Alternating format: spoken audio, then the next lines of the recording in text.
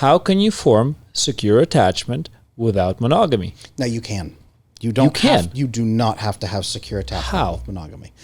Attachment can come from multiple people in your life. It's supposed to form around your parents and your caregivers. You are not married to your parents and your caregivers. Okay? You can form it with siblings. You can form it with friends. You can form it with an expanded network.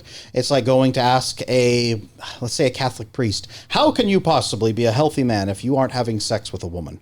I don't think that even romantic love is necessary for secure attachment. That is where a lot of people try to go to learn it, because it's one of the hardest and most incredible experiences that we know of for a number of reasons. But romantic love is not necessary for secure attachment. I heard one time that Shakespeare even wrote Romeo and Juliet, poking at the idea of romantic love. We love ourselves. We love each other so much. Let's kill ourselves. Yeah, I agree with that. Yeah, romantic love's only existed about 200 years. Prior to that, marriage was always economic. We've become obsessed with this idea of romantic love as the answer to everything. And I don't think it's the answer to very many things at all. I think that friendship, as we've talked about on this channel, friendship and mentorship and connections between men and women and that transmission, that tribe, that benefit, that is so much more important, I think, than romantic connection. So there's something interesting that you said, Dr. Glover, and that was that only 10,000 years ago this idea of monogamy came out. And the idea then consequently was that religion was kind of the thing that allowed us to properly formulate and establish that concept in society. However, what if we challenge this differently? What if we look at it and say, 10,000 years ago, we have come up with a breakthrough in our evolutionary psychology to understand that direct responsibility, direct relationships, singular relationships are the stages in which we can exist to absolutely optimize ourselves in this current model. So in the relationships, as you said, in the relationships that we're in, we become our best selves. By being monogamous, only then can we be held so accountable that we must evolve. And in 10,000 years, the technological, societal, economic progress skyrocketed. Is that not evidence that being monogamous, being directly responsible to a particular person forever, intentionally forever, if it doesn't happen, yes, you can be eaten by a lion, your girlfriend can run off with a bus driver, like all this stuff happens, but the intentionality being singular focus, singular family, singular friend group, being the core aspect of the next stage of our evolution, which has driven us to huge heights. They didn't have podcasting 10,000 years ago, but we do now. What do you think? I'm not arguing against monogamy or against marriage, or against long-term relationships. I'm just saying they're not natural. It's not good. They're Natural's not in weird. our DNA. But here's the deal: anything that's not, well, let's just take it away to a concept over here. Let's say, for example, comparison. My wife's a gym rat. She loves to work out. 2 hours a day. She sent me 2 different pictures. How old is your wife? How old is my wife? Yeah. 29. I answer for you. 29. 29. She's gorgeous. Young, 29. It's always 29. 46. 46. There we go. She's 22 years younger than me. Wow. She's a gym rat. Already sent me 2 pictures this morning of her working out. I like to be in shape. I like to take care of myself, but I'm not a gym rat. I've got a gym in my house. All the weights I need, Olympic weights, spin bike, TRX, dumbbells, kettlebells, everything I need. My office is all of 10 steps away from the gym. Okay. My wife does not have to make a commitment to work out. It comes naturally to her. It's her therapy. She would be miserable if she didn't do it.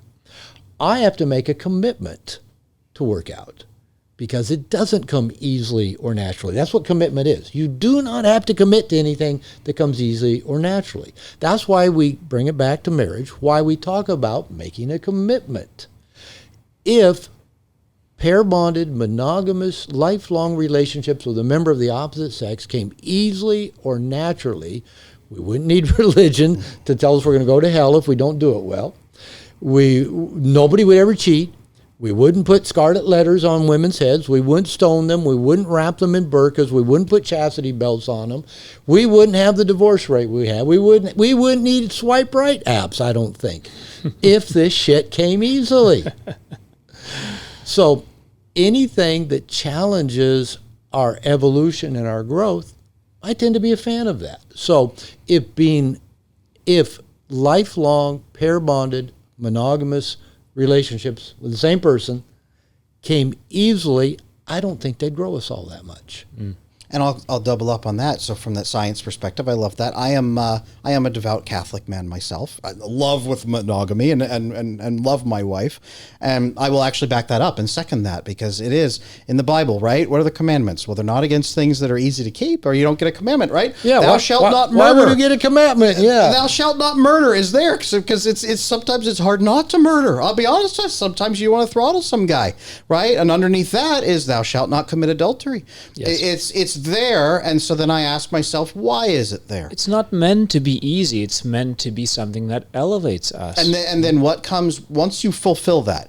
What are you getting in exchange? The question I asked earlier, what are you getting in exchange? For religious people, it might be you're pursuing this religious life. If for people who are not religious, it might be what are you getting in that marriage? What are you building? Back to my question, what are you building together as a couple that you couldn't build separately? Yeah. There is always a sacrifice, so what are you making it for? Personally, I don't believe that the religion is oppressive if it's done properly, because it gives you that option to say you are here to evolve. It's the framework through which you can evolve. Yes, of course, it can be twisted in very crazy ways, and it can be beaten over the head. You're going to go to hell. You're going to go to hell. The purpose is to inspire. The purpose is to lead. The purpose is to empower you to become your best self, as you do with your men's group, as you do in your marriage, like as I do in my relationship. I joke that I've started a church. You did?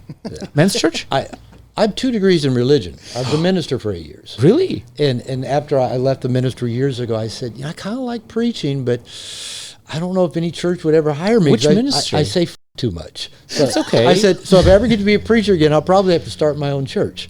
And then now here I am, 30-something years later, starting a worldwide men's program, and the stuff I'm teaching them is exactly, we're talking about love and going into the depths of love and what that really means, and talk about what's really hard and what, take it back to, what Jesus said, the hardest commandment.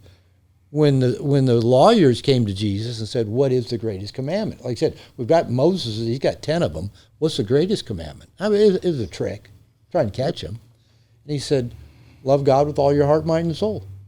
And he said, the second commandment is just like it. He said, in other words, it's the same. Yes. And that second commandment is the one that takes commitment. Love your neighbor as yourself. And what's interesting to me says that the basis of all love is self-love. That's hard, to love yourself. But how are we going to love somebody more than we love ourselves? And how are we going to let somebody love us more than we love ourselves? So if you think about it, that if we're talking about commitment and relationship and long term, how about if the purpose of all these relationships are to help us do something that doesn't come naturally, and that's love ourselves?